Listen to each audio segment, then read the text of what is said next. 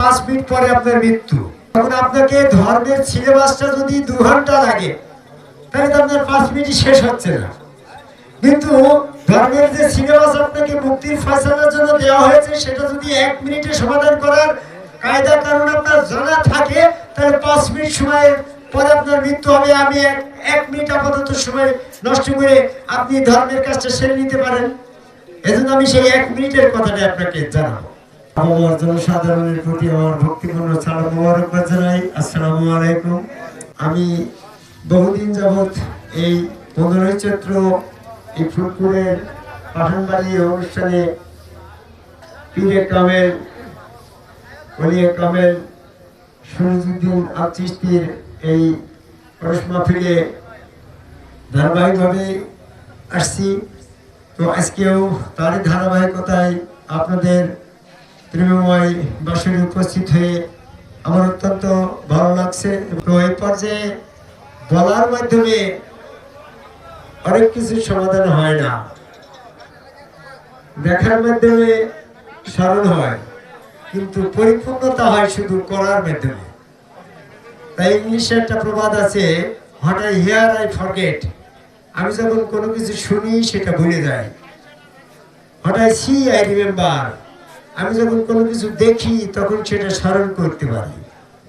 What I do I understand. আমি যখন করি তখন সেটা বুঝতে পারি। তো আমাদের সমাজে আমরা অসংখ্যবার বক্তব্য দিচ্ছি, ওয়াজ করছি, আপনারা শুনছেন, ভুলে যাচ্ছেন। আমি এসেছিলাম, দেখলেন, স্মরণ করতে পারলেন, কিন্তু যেটা ভুলে গেলাম সেটা করলেন না, আপনার কোনো কাজে আসলো না। তাই আমরা বহুবার বলছি, ধর্ম এবং অধর্মের সূচনা হচ্ছে কোথা থেকে? ধর্ম আর অধর্ম। যদি আপনি ধর্ম করতে চান তাহলে অনেক সিলেবাস পার হতে হবে, অনেক জ্ঞান অর্জন করতে হবে। আপনার তত সময় নাও হতে পারে। আপনি একজন ব্যস্ততম ব্যবসায়িক, ব্যস্ততম কৃষক, ব্যস্ততম চাকরিজীবী, আপনার অনেক ব্যস্ততা আছে। আমি যদি কোরআন গবেষণা করে আপনাকে ব্যস্ততম জীবনে দীর্ঘ সিলেবাস, ধর্মের সিলেবাস দিই, আপনি ওটা পালন করতে পারবেন না, সময় অভাবে ওটা রেখে দেবেন। এজন্য আমি আপনার ব্যস্ততম সময়ে ধর্মের দীর্ঘ সিলেবাস দেব না, সংক্ষিপ্ত কিছু কথা বলব, যেটা আপনার যদি 1 মিনিট সময় পান 1 মিনিটের ভিতরেই কোর্সটা কমপ্লিট করতে পারে। সেটা কেমন? যদি আপনার এখন নোটিশ দেয় যে আপনি 5 মিনিটের ভিতরে, 5 মিনিট পরে আপনার মৃত্যু, তখন আপনাকে ধর্মের সিলেবাসটা যদি 2 ঘন্টা লাগে তাহলে তো আপনার 5 মিনিটই শেষ হচ্ছে না।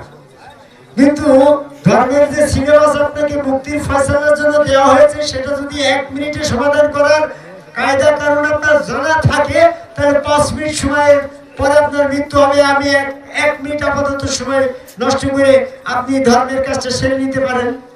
এজন্য আমি সেই 1 মিনিটের কথাটা আপনাকে জানাবো। সেটা হচ্ছে, ধর্ম করতে হলে অধর্ম চিনতে হবে। অধর্ম চিনলে, অধর্ম যদি আপনি না করেন তাহলে আপনি ধর্মের পথে আছেন। আপনি ন্যায় এবং অন্যায়, ন্যায় চিনতে গেলে অনেক ফেরেশতা লাগবে। আপনি শুধু অন্যায়টা বর্জন করেন তাহলে আপনি ন্যায়ের পথে আছেন। সত্য এবং মিথ্যা, আপনি সত্য কোনটা বুঝতে পারছেন না, মিথ্যাটা তো বোঝেন, মিথ্যাটা বর্জন করেন তাহলে আপনি সত্যের পথে আছেন। এরকম ভাবে বলতে গেলে সময় লাগবে। আমি সংক্ষিপ্ত ভাবে যেটা বলতেছি যে মুমিন এবং কাফের, আপনার মুমিন হওয়ার সংজ্ঞা দিতে গেলে অনেক রকমের হাদিস, দলিল, ইজমা, কিয়াস, ফতোয়া, অনেক কিছু আপনাকে মুখস্থ করে বেড়াতে হবে। আবার মুমিনের অনেক দল, কেউ বলছে আমরা 73 দলই তো দাবি করছে আমরা মুমিন। আমি মুমিনের সিলেবাস আপনাকে দেব না। আপনি যদি কাফের চিনতে পারেন, কাফের উপাধি থেকে যদি আপনি বেরিয়ে আসতে পারেন তাহলে আপনি মুমিন হয়ে গিয়েছেন।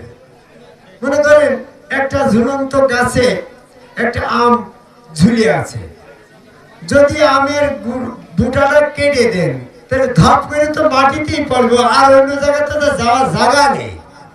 তারপর জগৎ হচ্ছে দুইটা, কাফেরের জগৎ, মুমিনের জগৎ।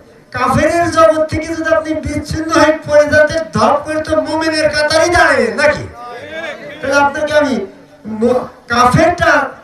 কাফেরের যে ফরমানাটা এটা যখন আপনার মুখস্থ হয়ে যাবে, ওইটা যখন আপনি কাটিয়ে দেবেন, ধপ করে আপনি কখন যে মুমিন হয়ে গেছেন আপনি বুঝতেই পারলেন না। 1 মিনিটের ব্যাপার। এই জন্য আমি ফরমানাটা দেবো, কাফের ছেড়েন, কাফের থেকে নিজেকে বর্জন করেন, তাই আপনি মুমিনই হয়ে গেছেন। সেটা 1 মিনিটের ব্যাপার। তাহলে কাফের চিনতে হলে আপনার প্রথম কাফের কে হইল? সৃষ্টিকুলের প্রথম অবস্থায় 1 নম্বর সিরিয়ালের মানে টাইম টেবিলে বলতে গেলে প্রথম সিরিয়ালের কাফের কে? প্রথম কে কাফের হইল আপনাদের কি জানা আছে? জুবাইর হোসেন। প্রথম সৃষ্টির প্রথম কাফের হচ্ছে ইবলিস। ইবলিসের আগে তো কেউ কাফের ছিল না। আমি একবার ক্লাস 7 এ যখন পড়ি তখন আমার মুরব্বীদেরকে জিজ্ঞাসা করলাম, তারা বললে ইবলিস হচ্ছে পাপ করায়। তা আমি বললাম যে ইবলিস যদি শয়তান, সে যদি আমাদের পাপ করায়, তো ইবলিস যখন পাপ করলো তাকে কোন শয়তানে পাপ করাইলো? তখন তো কোনো শয়তান ছিল না। তখন সাইলেন্ট বলছে, তাহলে আপনি তুমি হাসিবুল চিস্তি তো না, তখন আমি ছাত্র ক্লাস 7 এ পড়ি। তো বলছে হাসিবুল তুমি সমাধানটা দাও। তখন যে পাপ এবং পুণ্যের পাওয়ার হচ্ছে আমার ইচ্ছা শক্তি। আমি ইচ্ছা করলেই পাপ করতে পারি, আমি ইচ্ছা করলেই পুণ্য করতে পারি। আমি ইচ্ছা করবো না শয়তান আমাকে দিয়ে পাপ করাবে, আমি শয়তানের সাথে চ্যালেঞ্জ করলাম, যাও তোমার শয়তানকে বলো হাতি মুতিস থেকে দিয়ে পাপ করে দেখাই দিক দিন, আমি পাপ করবো না, কিভাবে আমার দিয়ে পাপ করে? তাহলে প্রথম কাফের ইবলিস। ইবলিস কেন কাফের? কেউ কি ইচ্ছাকৃতভাবে কাফের উপাধি পেতে চায়? যদি ভুলবশত কাফের উপাধি পেয়ে যায়, সে তো তওবা করে নিতে পারে, সে তো সংশোধন হতে পারে। কিন্তু এমন একটা জায়গায় গিয়ে কাফের হয়েছে, সেখান থেকে বেরিয়ে আসার সুযোগ নাই। সেই জায়গাটা আপনাকে বুঝে নিতেই হবে। যদি আপনি সেই জায়গাটা বুঝে না নেন, মৃত্যু পর্যন্ত আপনি কাফের হয়েই মৃত্যুবরণ করবেন। বুঝার পরে যদি আপনি সংশোধন হন, তাহলে কাফের সংযোগ থেকে বিচ্ছিন্ন হয়ে আপনি মুমিন হতে পারেন। আমি ইতিপূর্বে যেটা বলেছি না, যে কাফের সংযোগ থেকে বিচ্ছিন্ন হলে মুমিন হওয়া যাবে। কাফের উপাধি পেল কেন, কিভাবে? সে তো আল্লাহকে স্বীকার করে, আল্লাহকে স্বীকার করে প্রভু বলে সূরা হিজরের 36 নম্বর আয়াত। আল্লাহকে সিজদা করে সূরা রাদের 15 নম্বর আয়াত। আল্লাহর কাছে আত্মসমর্পণ করে সূরা ইমরানের 83 নম্বর আয়াত। আল্লাহর ইবাদত বন্দেগী প্রশংসা করে সূরা হাদীদের 1 নম্বর আয়াত। সে আল্লাহ বিশ্বাস করে, রাসূলও বিশ্বাস করে, আল্লাহ রাসূলের আনুগত্য স্বীকার করে সূরা নূরের 36 নম্বর আয়াত। তাহলে সে কাফের কি করে হলো? কাফের হচ্ছে এমন একটা জায়গায় গিয়ে সেখানে আল্লাহর সাথে বান্দার সংযোগ হচ্ছে। যখন মানুষ যুক্ত, আল্লাহ হচ্ছে, আল্লাহ মানুষের সাথে যুক্ত হয়ে যাচ্ছে, তখন সেখানে আর সিজদা না দিয়ে কাফের। মানুষের মধ্যে আল্লাহ যখন প্রবিষ্ট হচ্ছে, যুক্ত হচ্ছে, তখন যদি আল্লাহকে সে সিজদা করে, তাহলে সেই সিজদা মানুষ বরাবর হয়ে যায়। সৃষ্টির সাথে সংযোগ হয়ে যাওয়ার পরে ওই স্রষ্টাকে তিনি আর সিজদা করেন না। বিষয়টা বুঝতে পারছেন? স্রষ্টাকে সিজদা করতে তার আপত্তি নাই, তো সে স্রষ্টাকে সিজদা তো করেই আসছে। কিন্তু ওই স্রষ্টা যখন সৃষ্টি আদমের ভিতরে প্রবিষ্ট হয়ে বলল সিজদা করো, আসজুদু লি আদম, আদমের দিকে, তখন যদি ওই আল্লাহ যুক্ত আদম সংযোগ হয়ে গেছে না, এই সময় এই মানুষ যুক্ত আল্লাহকে ইবলিস সিজদা করে না। এই সিজদা না করার কারণে সে কাফের হয়েছে। চেহারা আল্লাহর এটা সে জানে, কারণ আল্লাহ আদম তৈরির আগেও তো আল্লাহ ছিল। আল্লাহ যখন ছিল, আল্লাহর চেহারা ছিল, হাত ছিল, পা ছিল, দেহ ছিল। অনেকেই বলে মানব সৃষ্টির আগে আল্লাহর কোনো অস্তিত্ব আকৃতি ছিল না, কথাটা ঠিক নয়। আল্লাহ 6 দিনে সমস্ত কিছু তৈরি করে আরশ আজিমে বসলেন, তখন তো আদম তৈরি হয় না। তো যখন আরশে বসলেন, দাঁড়ানো এবং বসা থাকে, তাহলে তার ধন আছে বা দেহ আছে। আল্লাহ পাক 2 হস্তদ্বয় দ্বারা মানুষ তৈরি করলেন। তাহলে মানুষ তৈরি করার আগেও তার 2টো হাত ছিল। তারপরে সমস্ত চেহারা ধ্বংস, সূরা সাদের 75 নম্বর। তারপর সমস্ত চেহারা ধ্বংস হবে আল্লাহর চেহারা ব্যতীত, সূরা কাসাসের 88 নম্বর। তাহলে আল্লাহ পাকের চেহারা ছিল, বলে চেহারা ছিল কিন্তু কুদরতি চেহারা। কুদরতি কথাটা এখানে হবে না, কারণ ধ্বংস 2টা চেহারা, একটা ধ্বংস হইল আর একটা হইল না, তার মানে 2টিই বাস্তব। আল্লাহ পাকের পা প্রকাশ করা হবে, তাহলে আল্লাহ পাকের পা আছে, তাহলে কুদরতি পা। কুদরতি কথাটা এতে আসবে না সূরা কালামের 42 নম্বর। যেহেতু প্রকাশ শব্দ আসছে, প্রকাশ করা মানে কুদরতি, মানে তার প্রকাশ অপ্রকাশ শব্দ আসছে না। যেহেতু আল্লাহ পাকের ইয়ামি 100বার সাক্ষী, আল্লাহ পাকের পা প্রকাশ করা হবে, তাহলে আল্লাহ পাকের পাটা বাস্তব। এই জন্য বলি আদম তৈরির আগে আল্লাহ পাকের আকৃতি ছিল, যে আকৃতি বিশ্বাস করে ইবলিস সে আকৃতিকে সেজদা করেছে। আমরা অনেকেই বলি যে আদম স্রোতে, মানুষ স্রোতে আল্লাহকে সে ইবলিস সেজদা করে না, কথাটা ঠিক নয়। সে এই মানব স্রোতে আল্লাহকে দেখে দেখে অভ্যস্ত, কারণ আল্লাহ পাকের আকৃতি দিয়েই তো মানুষ তৈরি। মানুষকে তো মানুষের মতো করে তৈরি করা হয় না। মানুষকে যদি মানুষের মতো করে তৈরি করত, তাহলে 2টা সমস্যা হতো। একটা সমস্যা কি ছিল, যে মানুষকে সেজদা করলে সেই সেজদা শিরক হয়ে যেত, কারণ আল্লাহ মাসজিদুলিল্লাহ, সমস্ত সেজদার মালিক আল্লাহ। তো আল্লাহ পাক যদি মানুষকে তার প্রতিনিধির চেয়ারে বসায়, আর প্রতিনিধির চেয়ারে যে বসবে তাকে প্রতিনিধি বলে প্রতিষ্ঠিত করতে, প্রমাণ করতে আল্লাহ পাকের সিল মারা লাগবে। আপনি ইমাম সাহেবের সই করেছেন, তো ইমাম সাহেবের সই পাশে যদি সিল মারা না থাকে, তাহলে ওইটা কি ইমাম সাহেবের সিল বলে প্রতিষ্ঠিত হবে? তো আদম যখন আল্লাহ পাকের প্রতিনিধির চেয়ারে বসবে, সেখানে যদি প্রতিনিধি প্রতিষ্ঠিত করতে হয়, তাহলে তো সেখানে প্রতিনিধির একটা সিল মারা লাগবে। আল্লাহর একটা সিল না মারলে আদম আল্লাহর প্রতিনিধি হয় কি করে? সে প্রতিনিধির সিলটা কি? আল্লাহ পাকের সিল হচ্ছে সেজদা। যখনই আদমকে তৈরি করে তা আল্লাহর সিল ওই সেজদা শিখের মারা হবে, তখন সেজদাটা যদি আদমের চেহারার দিকে যায়, তাহলে সেটা শিরক হবে। এই জন্য আল্লাহ আদম তৈরি করার সময় সিদ্ধান্ত নিল যে আমি আদমের নিজস্ব আকৃতি দেব না। হাতিরা তৈরি করবো, ওরা হাতির নিজস্ব আকৃতি, কোন হয়ে গেল, ঘোড়ার মতো ওটা হয়ে গেল। ওগুলা নিজস্ব আকৃতিতে জীবজগৎ তৈরি হলো, জীবজগৎ তৈরি হলো তার নিজস্ব আকৃতি দিয়ে। আর আদম তৈরি হচ্ছে, এটা তার নিজস্ব আকৃতি দেওয়া হয় নাই। যদি নিজস্ব আকৃতিতে আদম তৈরি হতো, তাহলে সেখানে সমস্যা হয়ে যেত। সেখানে সেজদা দিলি, ওই সেজদাটা আদমের চেহারার পরে পড়ার কারণে সেজদাটা শিরক হতে পারে। এই জন্য আল্লাহ পাকের প্রতিনিধি হবে, আল্লাহর প্রতিনিধিকে সেজদা দিতে হবে। আর সেজদা দিতে গেলে সেজদা শিরক মুক্ত রাখতে হবে, আর শিরক মুক্ত রাখতে হলে চেহারাটা আল্লাহর হতে হবে। তাই সেখানে আল্লাহ পাকের নিজ চেহারা প্রতিস্থাপন করলো। এটা যে নিজ চেহারা প্রতিস্থাপন করলো, তার কোরআন ভিত্তিক লজিক যুক্তি দলিল আয়াত কি? আল্লাহ যখন কোনো কিছু সৃষ্টি করতে মন স্থির করে, সেই বিষয়ে শুধু বলে হও, আর তা হয়ে যায়। সূরা মরিয়মের 35 নম্বর আয়াত। অথচ মানুষকে তৈরি করার সময় কোন শব্দ ব্যবহার করা হয় নাই? কারণটা কি? কোন শব্দ ব্যবহার করতে গেলে আল্লাহ নিজ চেহারায় মানুষ তৈরি করবে, এটা আগের সিদ্ধান্ত। সেখানে যদি আল্লাহ নিজের চেহারা নিজের মনের ভিতরে স্থির করে যদি বলে হও, তাহলে আরেকটা আল্লাহ হয়ে যাবে, কিংবা সেম হয়ে যাবে। এই জন্য আল্লাহ তখন মাটি কাটা দিয়ে আল্লাহর চেহারার সমান করে, আল্লাহর চেহারা সামঞ্জস্য করে, আল্লাহর চেহারা যেমন তেমন থাকে এই মানুষ তৈরি করে। সূরা ইনফিতারের 6, 7, 8 নম্বর আয়াত দেখেন, ফাসাওয়াকা ফাআদালাকা ফিয়া ইউসরা। সাওয়া মানে সমান। আল্লাহর আকৃতি সমান করে তৈরি করলো। আদম মানে সামঞ্জস্য।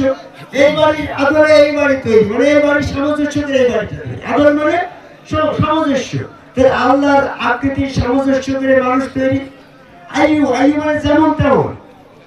আপনি আয়ু শব্দের আয়ুর আপেক্ষিক অর্থ যেমন তেমন, এই শব্দটা যে শব্দের সাথে ব্যবহার হবে এই সেই শব্দের আবিধানিক অর্থের সাথে এটা অর্থ বহন করবে। যেমন আপনি ধাক্কা, ধাক্কার সাথে যদি আয়ু ব্যবহার করেন তাহলে যেমন ধাক্কা তেমন ধাক্কা। যদি গাড়ি শব্দের সাথে আয়ু ব্যবহার করেন তাহলে যেমন গাড়ি তেমন গাড়ি। এখানে আয়ু সুরাত, তাহলে যেমন সুরাত তেমন সুরাত। এই জন্য আল্লাহ নিজ হতে মানুষ তৈরি করার সিদ্ধান্ত নেওয়ার পরে আল্লাহ বললে যদি হাও শব্দে তৈরি করি তাহলে আল্লাহ আরেকটা হয়ে যেতে পারে কিংবা সেম সেম হয়ে যেতে পারে। এই জন্য মাটি কাদা দিয়ে তৈরি করলে কোন শব্দে তৈরি করা হয় নাই মর্মে কোরআনে আয়াতে শিখানো ছিল 59 নম্বর আয়াত। আমার কথা ওখানে ছিল না, আমার কথা ছিল ওই জায়গায় যে আল্লাহ পাকের আকৃতিতে, মানব আকৃতিতে সেজদা করতে ইবলিসের আপত্তি নাই। কারণ মানুষ তৈরির আগে তো ওই আকৃতি আল্লাহর ছিল, সে আল্লাহকে তো সে সেজদা করেছে। তাহলে আপত্তি কোথায় ছিল?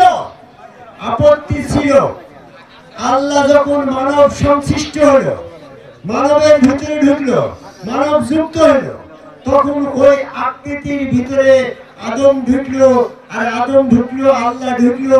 এখন যদি আদম সংশ্লিষ্ট আল্লাহকে, আদম যুক্ত আল্লাহকে ইবলিস সেজদা করে, তাহলে তো আদমকে খেলাফত প্রতিষ্ঠিত মেনে নেওয়া হয়, সে আদম সংশ্লিষ্ট আল্লাহকে সেজদা করবে। এই জন্য সে কাফের হয়ে গেছে। বুঝতে পারছেন কথা? আজকে বর্তমানে জামাত ইসলাম করেন একদম, সে আল্লাহকে সেজদা করবে, তার আপত্তি নেই। সর্বদা পীর সাহেবের কাছে বায়াত হয়েছে, সে আল্লাহকে সেজদা করবে, আপত্তি নেই। অন্যান্য বক্তৃতার অনেক সময় লাগে, আমি বলছি না, যারা যারা সরাসরি আল্লাহকে সেজদা করছে, সরাসরি ইবলিস আল্লাহকে সেজদা করে, তারাও আল্লাহকে সেজদা করে, এই সেজদার কারণে যদি পরিত্রাণ পায়, জান্নাত হয়, তাহলে ইবলিস দাবি করবে যে আল্লাহ সরাসরি আপনাকে যখন সেজদা করেছি, আমিও সেজদা করলাম, ওরাও আল্লাহ আপনাকে সেজদা করলো, ওরা যদি জান্নাতে যায় তাহলে আমার কেন দোজখ হয়? তুই তো আদম সেজদা করিসনি, আমি যখন করিনি ওরাও তো করিনি, একবারে প্রশ্নে আটকে যাবে না আল্লাহ। এই জন্য যারা যারা আদম সংশ্লিষ্ট আল্লাহকে সেজদার থেকে বিরত আছে, তারাই তারাই কাফের। আপনি যদি কাফের না হতে চান, তাহলে আদম কাবার সেজদাকারী একজন সম্মুখ রাসূল, সেই রাসূলের হাত আল্লাহর হাত, রাসূলের পা আল্লাহর পা, রাসূলের চেহারার ভিতরে স্বয়ং আল্লাহ। ওই মানব যুক্ত আল্লাহকে, মানব যুক্ত আল্লাহকে যখন আপনি সেজদা করবেন, তখন আপনার ভিতরে শয়তান বেরিয়ে চলে যাবে, আপনি পবিত্র হবেন, আপনি মুমিন হবেন। এই জন্য বলল যে রাসূল তোমাকে পবিত্র করবে। মুমিন হওয়ার সংজ্ঞাটা কি? প্রথম শর্ত কি? পবিত্র হওয়া। আপনার ভিতরে শয়তান যুক্ত হয়ে আছে, আপনি যত ইবাদত বন্দেগী, নামাজ, রোজা, হজ, যাকাত করছেন, এখানে আপনার শয়তান যুক্ত থাকার কারণে আপনি আল্লাহ পাকের কাছে ঈমানের অনুমতি পান না, বিধায় আপনি মুমিন হতে পারেন না। দেখেন সূরা ইউনূসের 100 নম্বর আয়াতে বলতে, আল্লাহ পাকের অনুমতি ব্যতীত ঈমান অর্জন করা কারোর পক্ষে সম্ভব নয়। আল্লাহ কেন অনুমতি দেবে না? আপনি তো মানুষই, তো সৃষ্টি আল্লাহর সৃষ্টি না। কাউকে অনুমতি দিলেও মুমিন হওয়ার, কাউকে দিল না, আল্লাহ তো ন্যায় বিচারক। তাহলে আপনাকে অনুমতি দেয় না কেন?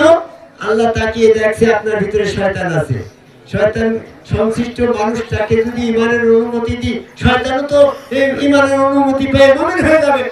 এজন্য আপনাকে ঈমানের অনুমতি পেতে হলে প্রথম শর্ত হচ্ছে শয়তান থেকে পবিত্র হতে হবে, শয়তান থেকে মুক্ত হতে হবে। আর শয়তান থেকে মুক্ত হওয়ার জন্য আপনি বলছেন আউযু বিল্লাহি মিনাশ শাইতানির রাজিম, হে প্রভু বিতাড়িত শয়তান থেকে আপনার কাছে আমি আশ্রয় প্রার্থনা করছি। কিন্তু আল্লাহ বলছে, দেখো শয়তান থেকে আমার কাছে আশ্রয় প্রার্থনা করলেও আমি তো শয়তানকে আগে থেকে অনুমতি দিয়ে দিয়েছি, আদমের ভিতরে, তোমার ভিতরে, বংশধরের ভিতরে রোজ কিয়ামত পর্যন্ত অবস্থান করবে। ওদের থেকে আমি তাকে বিতাড়িত করতে পারবো না, কারণ আমার সাথে তার কন্ট্রাক্ট পত্রে সাইন হয়ে গেছে। মানুষের ভিতরে অবস্থান করবে, রোজ কিয়ামত পর্যন্ত অবকাশ দিয়ে দিয়েছি। আমি যদি এখন অঙ্গীকার ভঙ্গ করি, তাহলে আমি তো অঙ্গীকার ভঙ্গ করতে পারি না। এজন্য তোমার ভিতরে শয়তানকে আমি টেনে হেঁচড়ে বের করে দিয়ে তোমাকে পবিত্র করতে পারি না, শয়তান মুক্ত করতে পারি না। এটা আমার কন্ট্রাক্ট পত্রেও সাইন করার আমি অঙ্গীকার ভঙ্গ করতে পারি না। তবে এই পবিত্রকরণের দায়িত্ব দিয়েছি আমি রাসূলের কাছে। সূরা বাকারা 111 নম্বর আয়াত খুলে দেখেন, সূরা ইমরান 164 নম্বর আয়াত খুলে দেখেন, রাসূল তোমাকে পবিত্র করবে। রাসূলের কাছে যে পবিত্র কিভাবে হবে? আপনি যখন আল্লাহকে সিজদা করছেন মসজিদে, মাদ্রাসায়, কাবা ঘরে, তখন আপনার সাথে শয়তান থেকে যাচ্ছে। কারণ ওই মসজিদে, মাদ্রাসায়, কাবা ঘরে, বাড়িতে, যে সমস্ত জায়গায় আল্লাহকে সিজদা করছেন, তো ওখানে আল্লাহ তো আদম সংশ্লিষ্ট না, আল্লাহ তো সরাসরি আল্লাহ। সরাসরি আল্লাহকে যখন আপনি সিজদা করছেন, আমার তো আপনার ভিতরে যে শয়তান, সে তো সরাসরি আল্লাহকে সিজদা করতে আপত্তি করছেন, আপনার সাথে শয়তান থেকেই গেল। যখন আপনি রসুলের হাত, আল্লাহর হাত, রসুলের পাল্লার পর রসুলের ভিতরে আল্লাহ, এই রসুল যুক্ত আল্লাহকে যখন আপনি সিজদা করবেন, যেহেতু রসুল মানুষ, ওই রসুল যুক্ত, হ্যাঁ, আল্লাহ, আল্লাহ যুক্ত রসুল, ওই রসুল, আল্লাহ যুক্ত রসুলকে সামনে করে নিয়ে যখন সিজদা করবেন, শয়তান বলবে না না, আমি তখন আদমেরই করিনি, এখন মুহাম্মদ সাল্লাল্লাহু আলাইহি ওয়াসাল্লামকে কেন করব? তখন হযরত আলী পবিত্র হয়ে গেল। আবু জেহেল ওই সিজদা করবে না, শয়তান যুক্ত থেকে গেল, এই জন্য ইমানের অনুমতি পায় না। আপনি যখনই মুমিন হতে চান, তাহলে আদম কাবার সিজদাকারী একজন সমগ্র রাসূলের কাছে যখন যাই সিজদা দিবেন, ওই আল্লাহ যুক্ত রাসূল, রাসূল যুক্ত আল্লাহ, এটা সেই তো দেহ।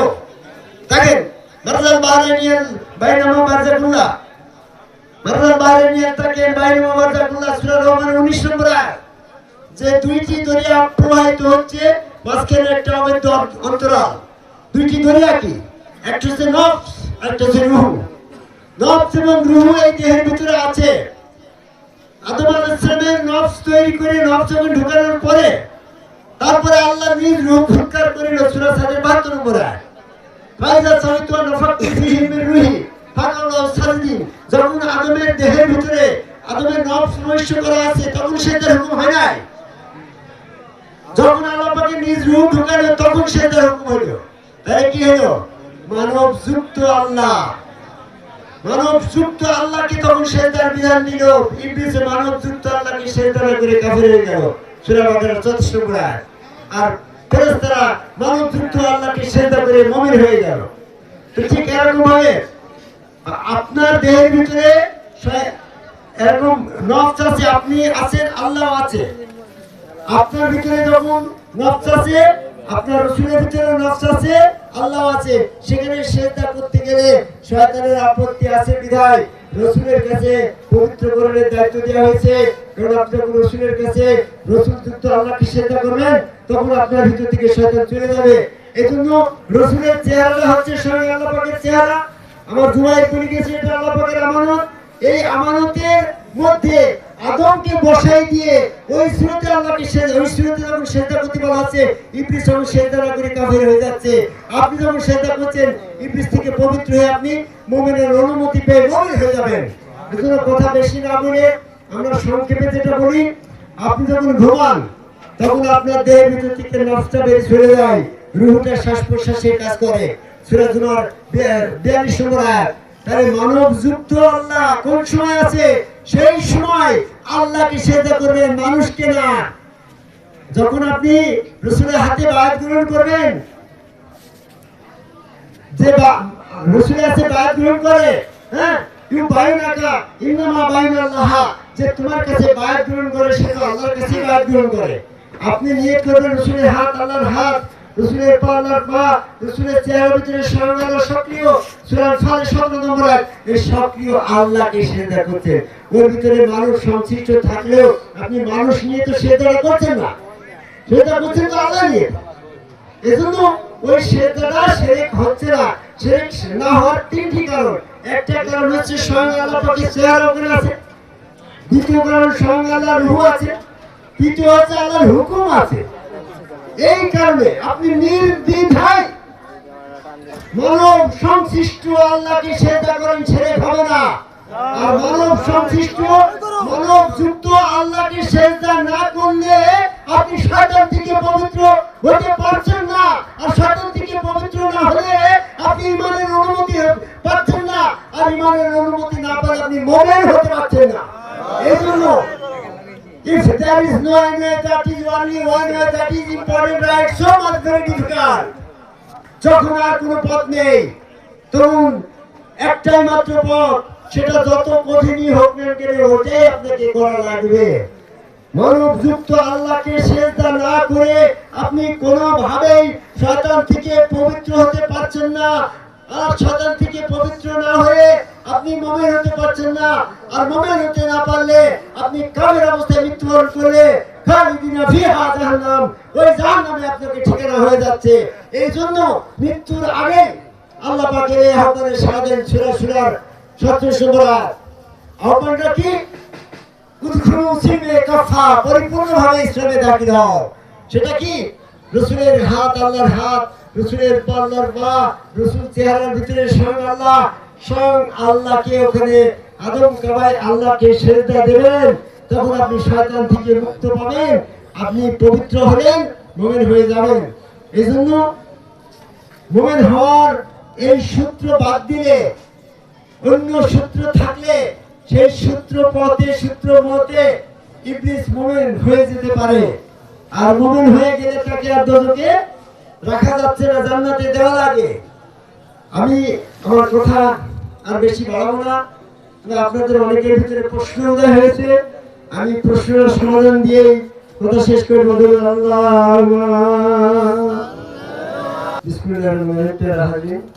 প্রশ্ন কেউ করেছে, ভাবের ভিতরে উদয় হয়েছে, প্রশ্ন করতে পারে যে আপনার আমাদের নবী মুহাম্মদ সাল্লাল্লাহু আলাইহি ওয়াসাল্লামের সাহাবারা কি তাকে সিজদা করছে?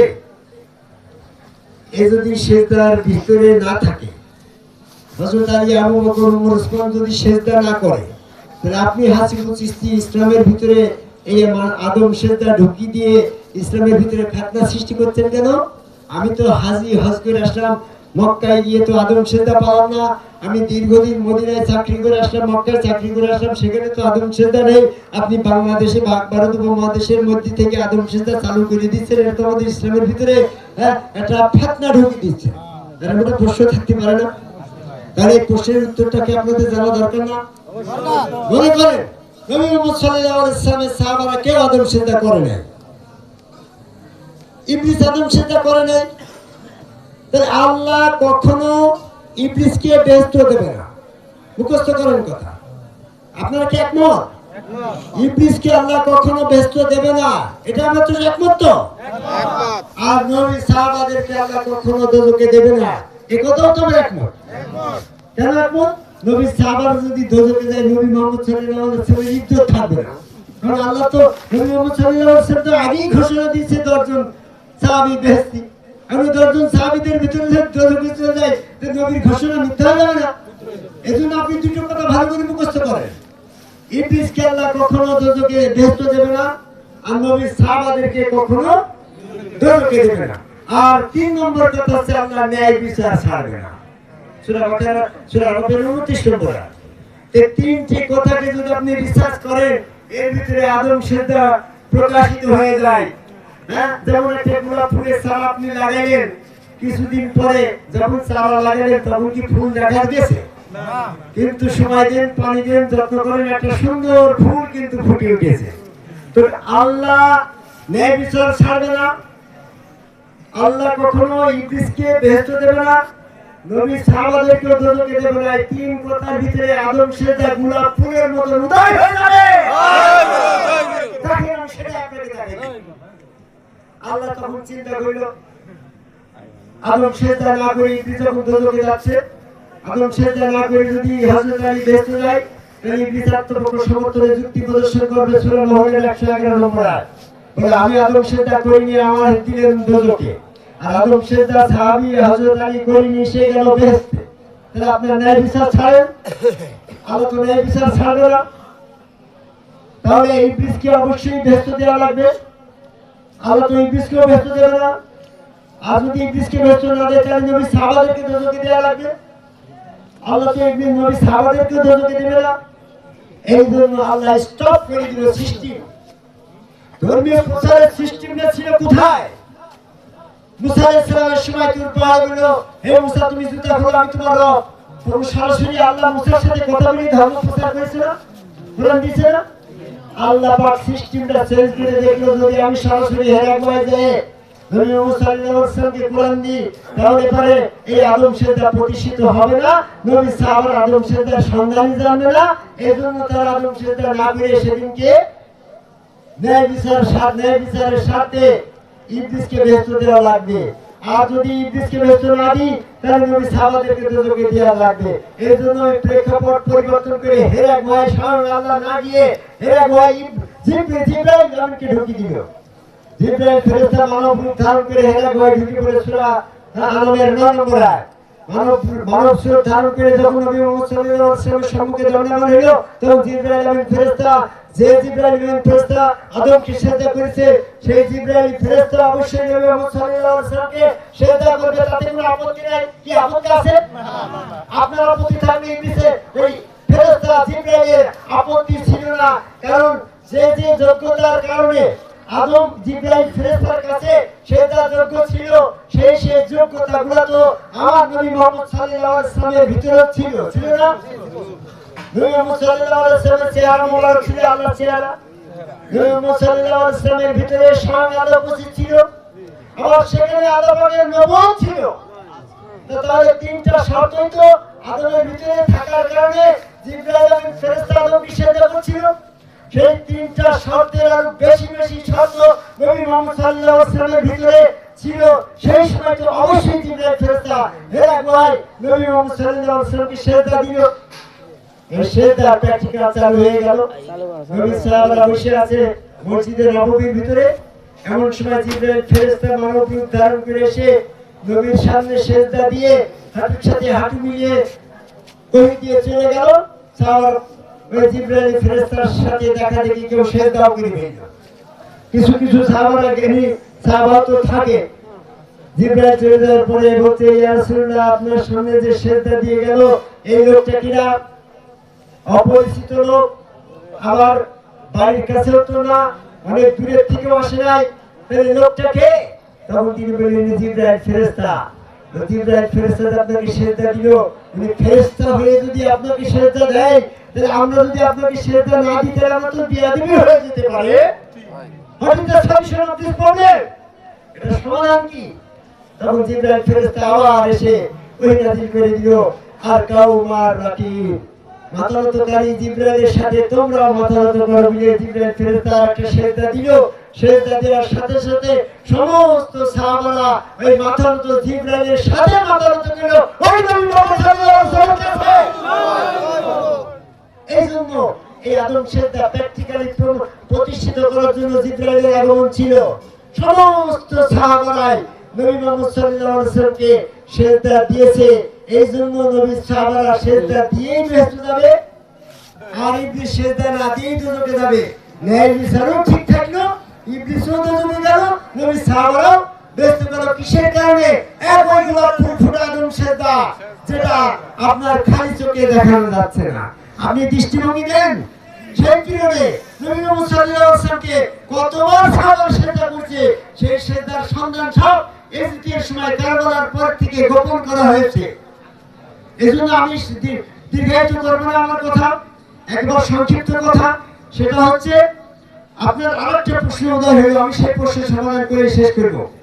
আপনি কোরআন থেকে আয়াত দেন, নবী মুহাম্মদ সাল্লাল্লাহু আলাইহি ওয়াসাল্লামের সাহাবারা নবীকে সিজদা করছে, আপনি হাদিস কুদসি সমস্ত আয়াত দেন কোরআন থেকে এক নম্বর উল্লেখ করে। আর এটা শুধু প্রেক্ষাপট ঘটনা বললেন, এটা তো মেনে নেওয়া যায় না। কি গো মাওলানা সাহেব, আপনার নাম কি জানো?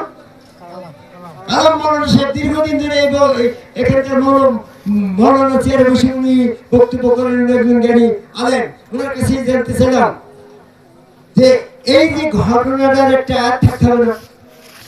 আয়াত ছড়েন, ইজা কুনতা ফীহিম ফাআকামাতাল্লাহুম সালাতা ফাতাহুম তাইফাতুম মিনহুম মা কাওয়ালি ইয়াখুযু আসলিহাতাহুম ফাশুযাদা মিন ইয়ারাকুম ওয়ালতাতি তাইফাতুন উকরা। এটা একটা সূরা নিসার 102 নম্বর আয়াত। যুদ্ধক্ষেত্রে হে নবী আপনি যখন তাদের সাথে থাকেন, তাদের সালাতটা আপনি এইভাবে কায়েম করাবেন, তাদের সালাত, এখানে নবীর জন্য কোনো সালাত নেই, তাদের মানে সাহাবাদের সালাত। দুইটা দলে ভাগ হয়ে একটা দল সশস্ত্র অবস্থায় তোমার সাথে দাঁড়াবে, আর একটা দল নিরস্ত্র অবস্থায় তোমার সামনে একটা সিজদা করে পিছনে চলে যাবে। তো সিজদাটা যদি নবীর সামনে হয় তাহলে নবীর পায়ে হবে না? এখানে তো আয়াত আসছে নবীর সামনে একটা সেজদা দিয়ে পিছনে চলে গেল, ওয়ালতাতি তাইফাতুনুকরা আরেকটা আসলো সেজদা দিল, পিছনে চলে গেল। সকলের সেজদা যখন দেওয়া সম্পূর্ণ হয়ে গেল, তখন সম্মিলিতভাবে সবাই সশস্ত্র অবস্থায় আবার উসাল্লি আদায় করল। এখানে এই আয়াতে নবীর সামনে সেজদা দিয়েছে, এটা প্রকাশিত আছে। এজন্য নবীর সকল সাহাবারা নবীকে সেজদা দিয়েই ওই নবী মুহাম্মদ সাল্লাল্লাহু আলাইহি ওয়াসাল্লাম যুক্ত আল্লাহকে সেজদা দিয়েছেন। আপনার গুরু সুরজাল চিশতি যুক্ত আল্লাহকে সেজদা দেবেন। আমার গুরু হযরত খাজা নিজামউদ্দিন আহমেদ চিশতির যুক্ত আল্লাহকে সেজদা দেব। যার যার গুরু তার রাসূল, এই রাসূল যুক্ত আল্লাহকে সেজদা দিয়েই আপনাকে শয়তান থেকে পবিত্র হতে হবে। এটা আপনার জন্য যত কঠিনই হোক, নবী সাহাবাদের সিলসিলা থেকে সিলসিলা বরাবর এইভাবেই চলে আসছে। আপনি জামাত ইসলাম করেন, চরমনা, ফুরফুরা, মানিকগঞ্জ, আটুসি, হিজবুত তাহরির, হেফাজত ইসলাম, কাদিয়ানী, টুপি, পাগড়ি, জুব্বা, মসকাটা, যত সমস্ত আদম সেজদা বিরোধী লোক আছে, এক নম্বর ইবলিস অনুসারে কাফের। যদি তা না হয় তাহলে ইসলামের ভিতরে দ্বিধাদ্বন্দ্ব পয়দা হয়ে যাবে। কোরআন বাদ দিলে আপনার যেটুক থাকে সেইটুক নিয়ে আপনি চলেন। আর আমরা কোরআন নিয়েই চলি, কোরআনের কথাই বলি। কোরআনের ভিতরে আদম সেজদার ইতিহাসটা কেন আসলে শোনেন। আল্লাহর সাথে শয়তানের চ্যালেঞ্জ হলো যে আমি সকল মানুষকে আদম সেজদা থেকে বিরত রাখবো, দু একজন ব্যতীত।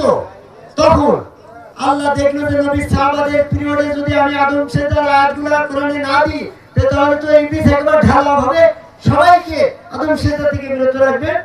এজন্য আমি কোরআনের ভিতরে যে আয়াত আসছে আদম সেজদার আয়াত, এটা অস্বীকার না করে স্বীকার করে নিয়ে ওটা সেজদা করতে যত কঠিনই হোক, এই কঠিন কাজটা করে আপনি কাফেরের দল থেকে বেরিয়ে আসেন। কাফেরের দল থেকে বেরিয়ে আসলে আপনি আল্লাহ পাকের অনুমতি পাবেন মুমিন হওয়ার, আর মুমিন হয়ে জান্নাতে যাবেন। জয় গুরু।